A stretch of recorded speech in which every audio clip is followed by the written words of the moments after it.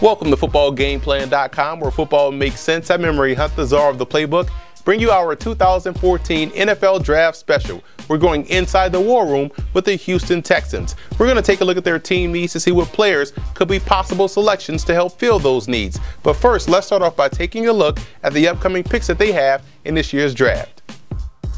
The Houston Texans have a whopping 11 picks in this year's draft, 2 in the 4th, 3 in the 6th, and 2 in round 7. And the Texans, despite picking number 1 overall, are not a bad football team. But where do they have to get better is at quarterback first and foremost. And in my honest opinion, sitting at the number 1 overall slot, they have a chance to get the best one in this year's draft class. Help along the offensive line could also be a high priority item, as well as inside linebacker and depth along the defensive front. I'd also toss in cornerback as well to the list of needs.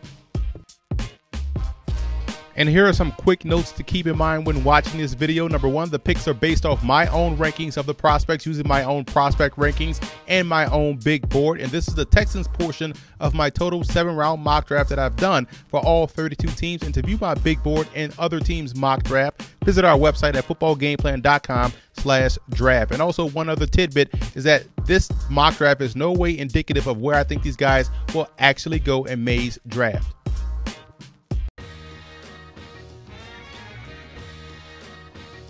With the first overall pick, I have the Texans selecting Teddy Bridgewater out of Louisville. He's as polished of a quarterback as Andrew Luck was coming out of Stanford, and the Texans can't pass on a top 10 talent regardless of year. Bridgewater definitely will have them back to where they want to be in 2014.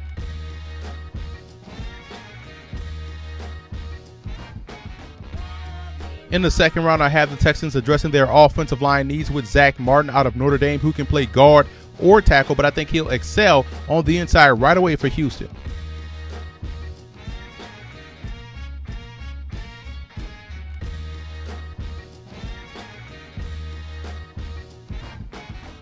Coney Ealy may not have the explosiveness of a quote-unquote elite pass rusher, but he does have the length and also the strength at the point of attack that you want up front, and would be a perfect fit for the Texans defense.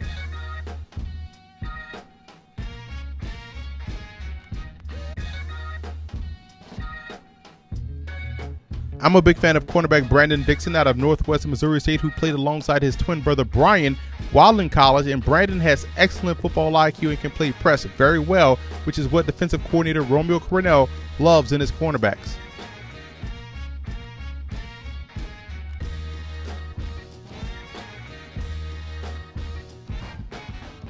There's a lot to like about Trent Murphy out of Stanford. I think at his size, 6'5", 250 pounds, he'd be an excellent outside linebacker and a situational defensive end for the Texans. He's a super productive player with the ability to drop in coverage as well, and that just adds versatility to that Texans defensive front seven.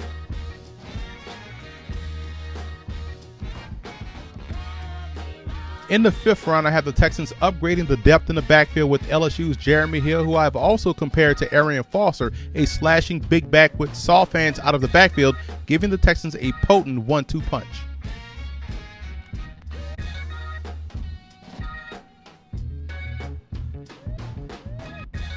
I'm going back to Stanford in round 6 with Shane Scove at inside linebacker, and that's another spot where depth is needed. And while he's not the excellent talent he was earlier in his career prior to the injuries, he's still a pretty darn good football player nonetheless.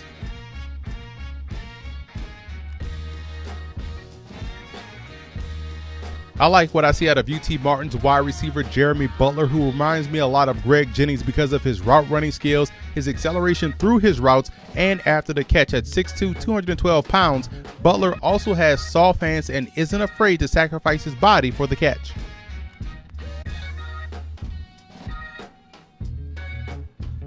Finding more depth in the 6th round with defensive tackle DeAndre Coleman out of Cal, who can play either the nose or a 5-tech in a 3-4 defense, and he plays with great length on both ends of defense.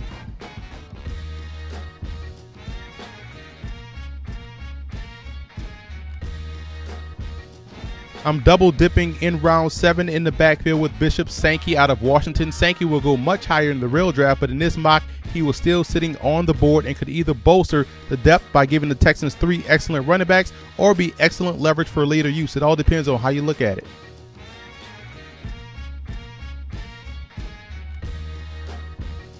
The Texans also own the last pick in the draft, and I have them taking cornerback Nevin Lawson out of Utah State, who's an excellent technician and is not afraid to get involved in the running game, helping add quality depth on the corners in that secondary. Recapping my Texans mock draft, as you can see, mostly a draft built on depth, trying to further strengthen the roster, but still coming away with two premier starters in Teddy Bridgewater and Zach Martin out of Notre Dame. And I also want to give a huge shout out to Texans fan forums for always showing football game plan support.